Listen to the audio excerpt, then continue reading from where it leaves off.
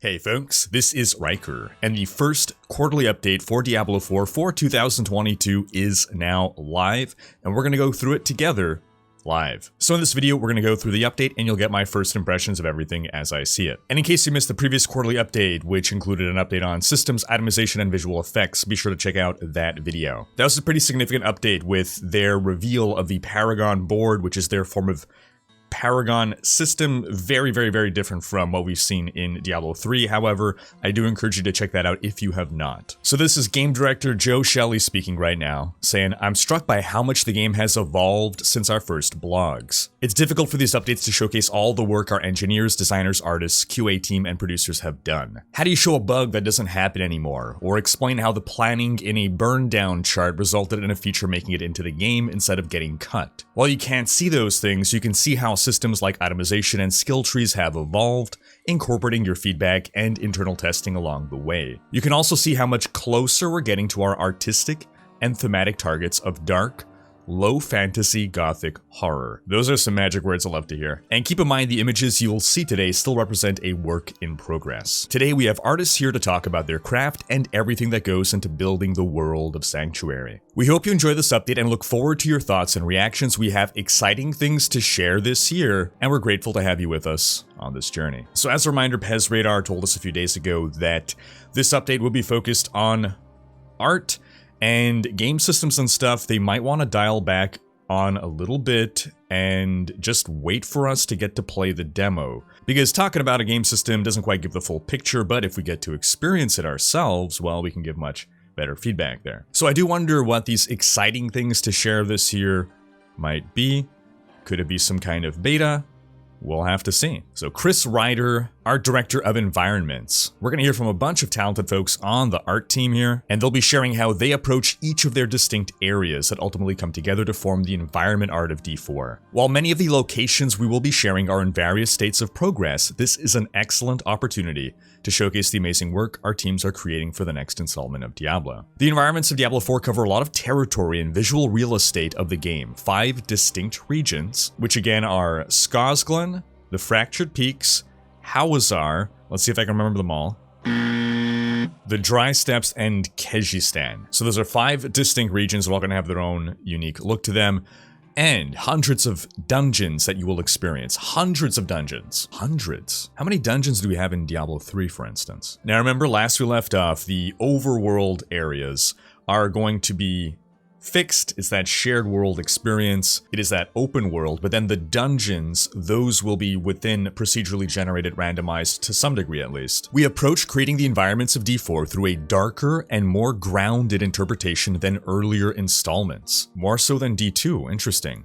The aim is for believability, not realism. Fair.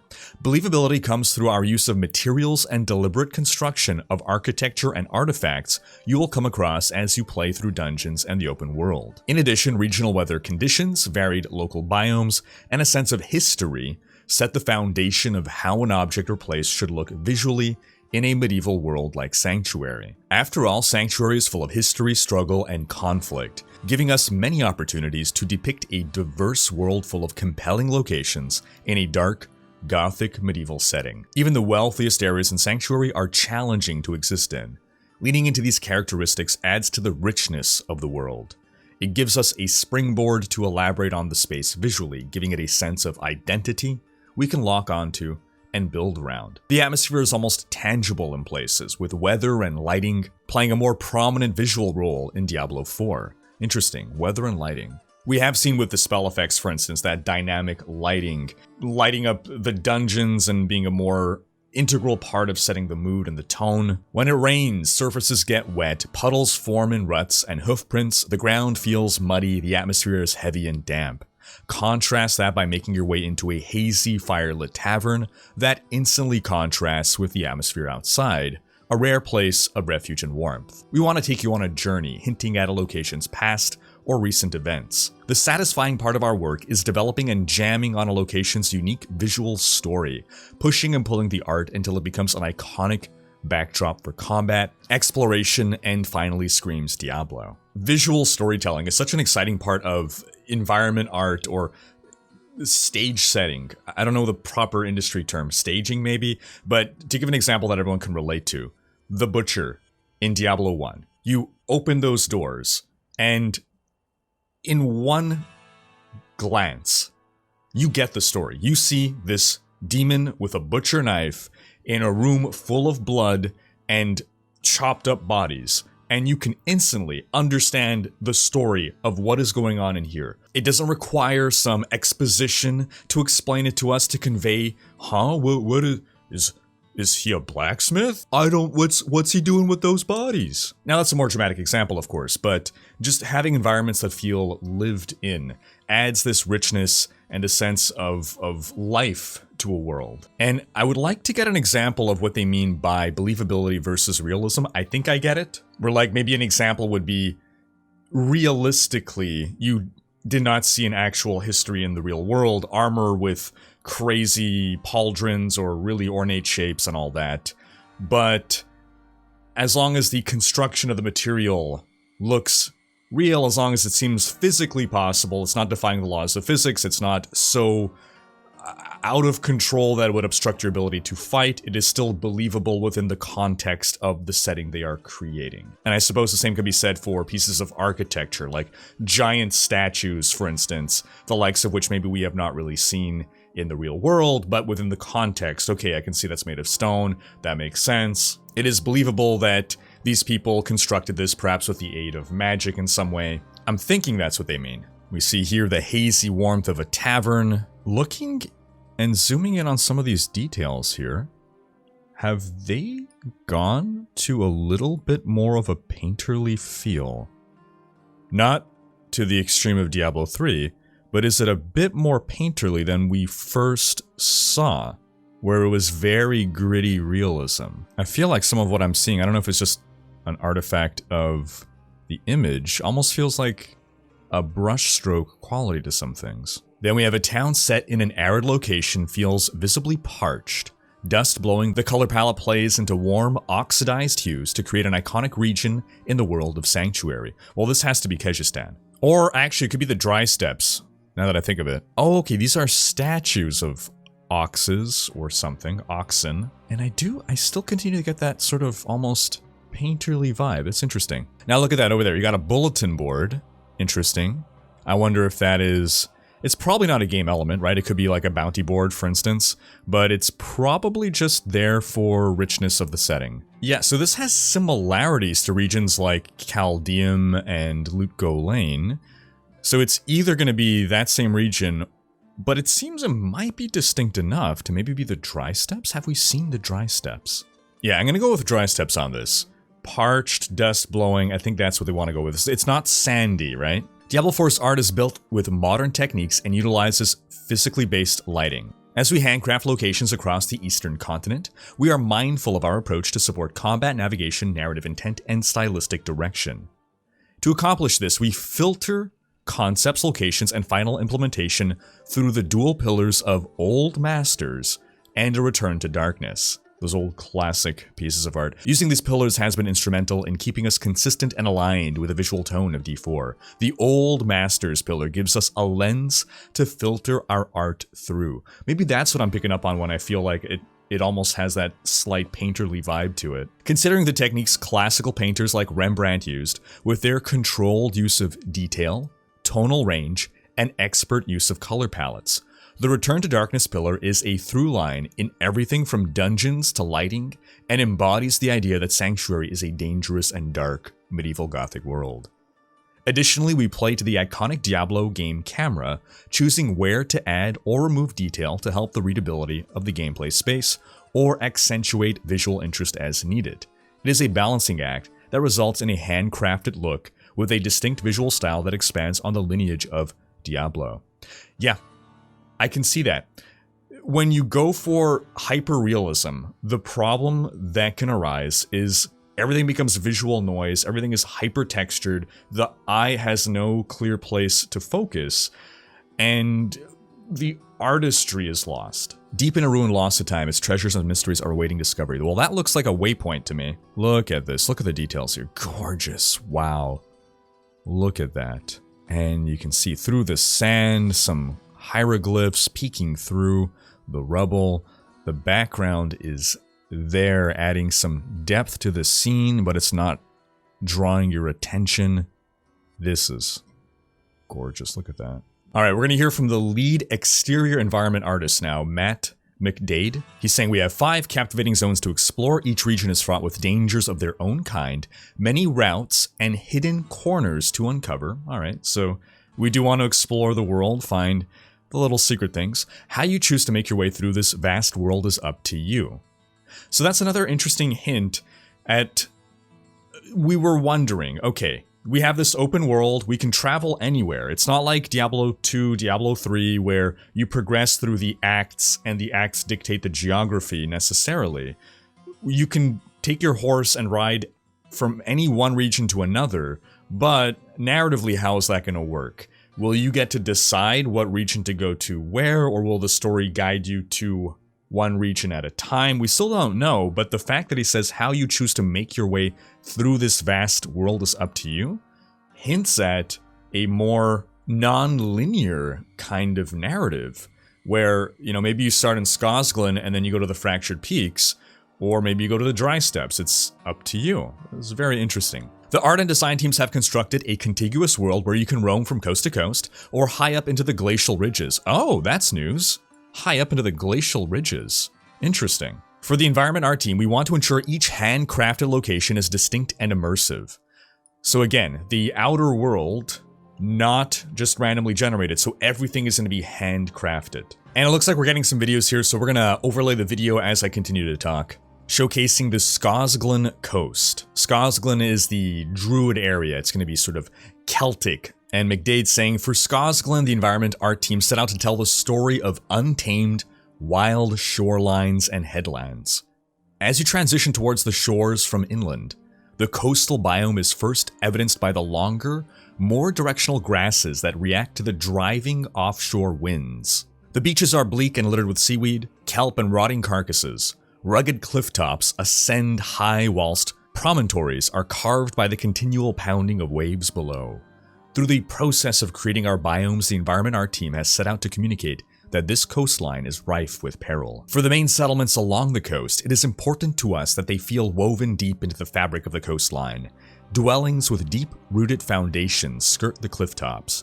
In a futile attempt to withstand the harsh elements, these structures are comprised of whatever materials the locals could lay their hands on, and are in various forms of disrepair. Stone walls, salvaged wood, and thatch for the roofs. A place of consolation for the brave fishermen that trawl these treacherous seas. Fishing plays a significant part of the day-to-day life of these weary locals, so we've latched onto that idea and placed emphasis on these villages being centered around fishing. By adding supporting elements like rudimentary docks and slipways, it really helps set the stage for the interactives team to come in and layer on their culture kit throughout the area. And then lead props and interactives artist Chaz Head chimes in, saying many of the props here are dynamic. The ships swaying in the ocean waves, the fishmonger's nets hanging to dry in the marketplace. Our main purpose here is to breathe life into the awesome architecture and terrain work. Our props and culture kits help provide that tangible, real-world scale that the Diablo world represents. It's remarkable the attention to detail that goes into this. I mean, you ask an average person or an average gamer, right?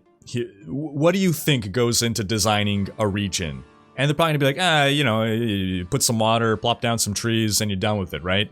To think that this degree of depth goes into fleshing out a world, this amount of thought and reflection and care, it's really remarkable. Let's go on. The drowned culture kit here is all interactable or breakable. When we set up these props, we push ourselves in terms of destruction. We use a constraint system to hinge specific pieces together. This allows us to orchestrate distinct, realistic, and variable types of destruction. We do our best to tell the story of what has happened here. The drowned dredging with them hordes from beneath the sea, littering their conquest with relics of long-lost cultures as they raid across the beaches of Sanctuary. And then Associate Light Director Ben Hutchings adds, as you explore Diablo 4's open world, you'll experience a lot of variation in the lighting and weather. Here in the Scosglen coast, you can see the foggy, frigid atmosphere taking cues from highlands and moors.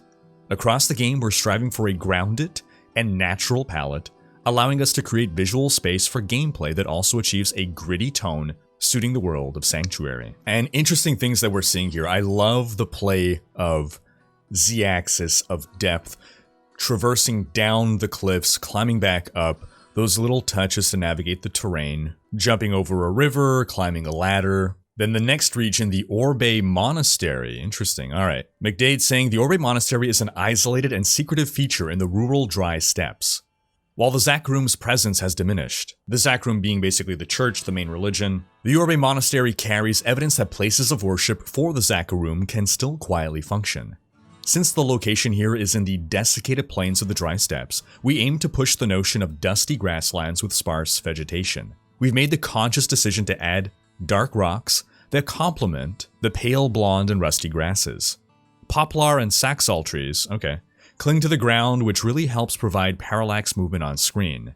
This contributes to greater depth as elements in the foreground move quicker than those further back in the scene. To help provide extra visual interest in the region, the environment art team created a salt flats biome, being able to have blue alkaline lakes skirted with salt-encrusted tufas. We're learning a lot of words today. And vivid geothermal pools really helps add pockets of vibrancy to the dry steppes and create compelling natural landmarks. Against the efforts of the Zakrum worshippers, and like many of the buildings in Sanctuary, the Orbei monastery is in a state of dilapidation. It is a goal of ours to visually communicate that, whilst this place is in the early stages of ruin, it was once a prominent base of learning for the Zakrum monks. Compared to the native architecture in the dry steppes, the Zakrum architecture is more distinct and refined.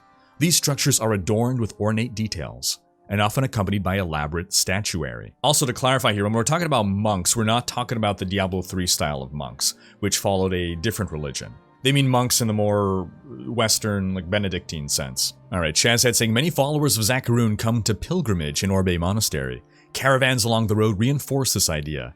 Making these wagons explode is always a fun time. As you can see, it has fallen on hard times. Much of the storage and keepsakes of the Zakharum have been laid to waste. You can pick through the ruins of the abandoned monastery, perhaps there will be treasures to find.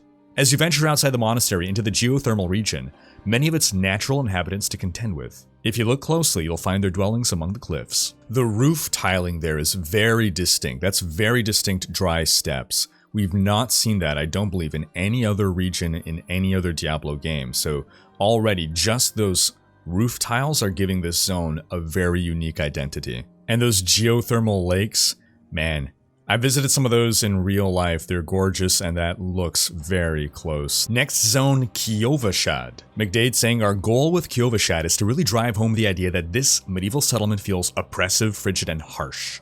I'm guessing this is the Fractured Peaks then. However, we still need to convey that this is a place of refuge afforded to those who reside within its boundaries. This is a militaristic settlement, so it is important that we give it a heavily defended presence straight off the bat.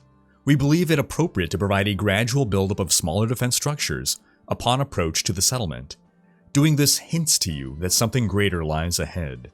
Upon reaching the gates, you are confronted with steep stone, perimeter walls, and a deep, cavernous moat that wards off any unwelcoming visitors. Upon entering the town, you see the architecture typical throughout Fractured Peaks. Making use of the wood from the many forests in the region, structures here are clad with natural pine boards and birch shingles. As with most dwellings in Sanctuary, these buildings are very much function over form. In the video, we can see a large portion of the southern end of Kyovashad, which contains the simplest of shelters, some clinging to the town walls overlooking the glacial flow beneath. When you happen upon this area, we want to draw similarities with slum-type encampments where densely packed living quarters are in abundance. The Interactives team has done a fantastic job of really driving home that narrative with their culture pass. Chazhead adding, Kyovashad has many districts, with each one set, dressed in unique culture kits. Here we have the slums where the downtrodden seek shelter from the extreme elements. We support this idea by layering details of frayed cloth, broken shelters, and general unhappiness. Can you believe this is an example of high-end living in Sanctuary? Ben Hutchings adding, for this nighttime look at Kyovashad, we can see the use of fog, soft shadows, and bounce lighting to create a softness to the lighting. This softness is the core part of Diablo 4's lighting aesthetic, providing a natural and grounded frame. We aim to give Kyovashad a thick and lived-in atmosphere with warm and earthy tones, giving it a sense of reprieve from Fractured Peak's cooler, frigid palette. Oh, I love the shadow cast by the hanging lantern. It is very reminiscent of this scene from the old D2 cinematic. I wonder if that was a deliberate reference. Alright, next section, Dungeons of Sanctuary. Fletcher saying, dungeons are still that randomized content that you know and love from previous Diablo titles. However, we added new and exciting features that allow us to make even more dungeons across the world of Sanctuary than ever before. Ooh. In order to support over 150 plus dungeons, they said hundreds before. I guess when I think hundreds, I think like 200 plus. Anyway, irrelevant. We've had to shift the way we make environment art so that it's flexible enough to be used in multiple locations and not just in a single dungeon. We break it all down into what we call tile sets. Tile sets, I mean, we had that back from D2, D3, D1 even. We would like to share with you a handful of our tile sets and a few ways we can mix and match them with props, interactives, and lighting to create dungeons that are varied, handcrafted, and yet procedurally created.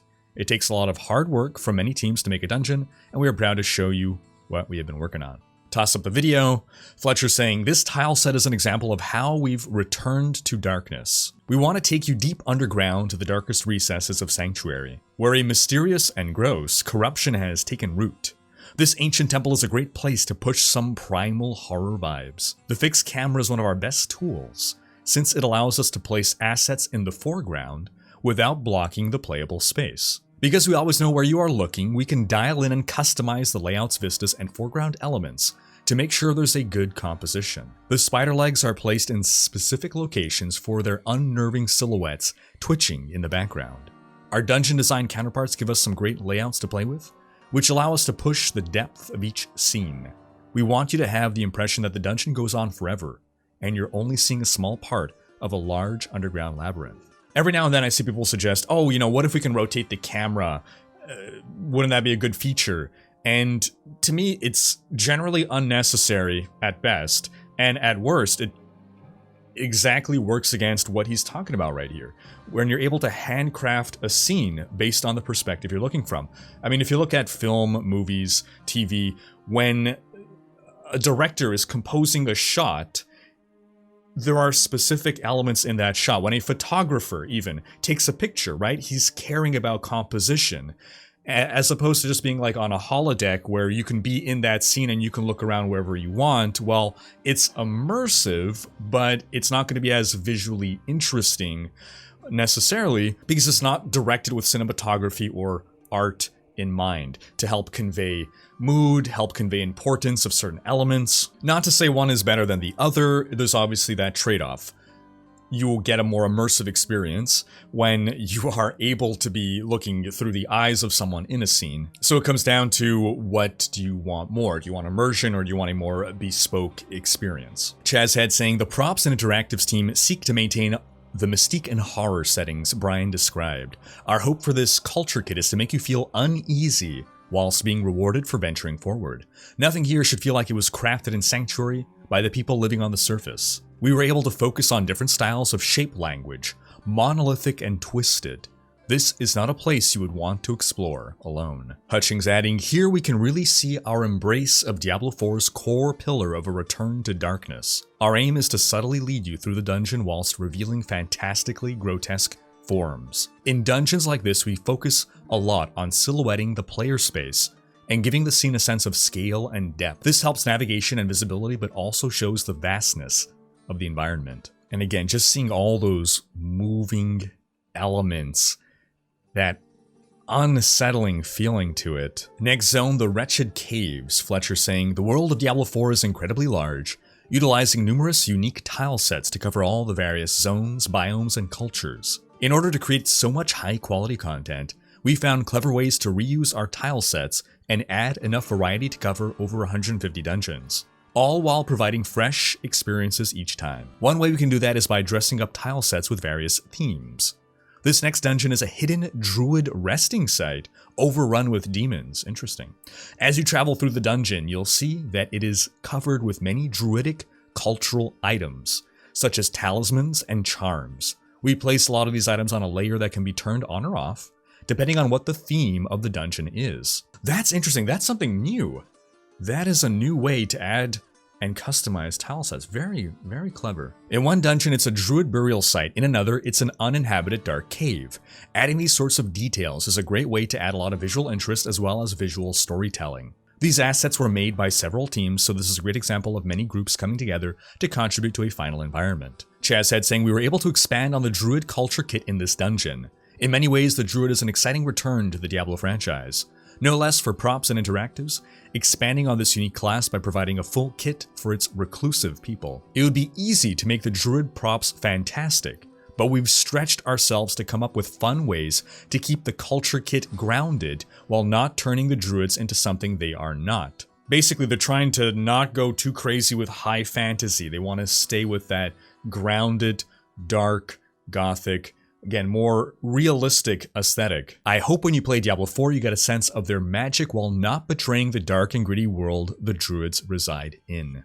Next zone, the Flooded Depths. Fletcher saying, new dungeon features such as seamless floor transitions or traversals are exciting. The traversals are presumably the zones where you jump or climb a ladder, you traverse the environment in a way that isn't just normally walking. Floor transitions, okay. That's probably the same thing, where you're going from one level to another level by traversing the terrain. That's my assumption here. But my favorite new feature is what we call tileset transition scenes.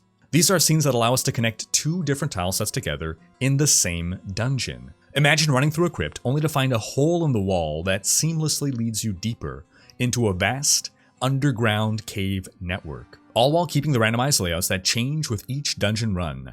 In this final video, we show two tilesets joined together by a tileset transition scene. The first floor of this ruined keep remains dry and fairly intact, but as you journey deeper into the dungeon, you'll discover that the lower levels have decayed from the endless floodwaters pouring in. This swampy ruin is perfect for the drowned to move in and fortify themselves deep below.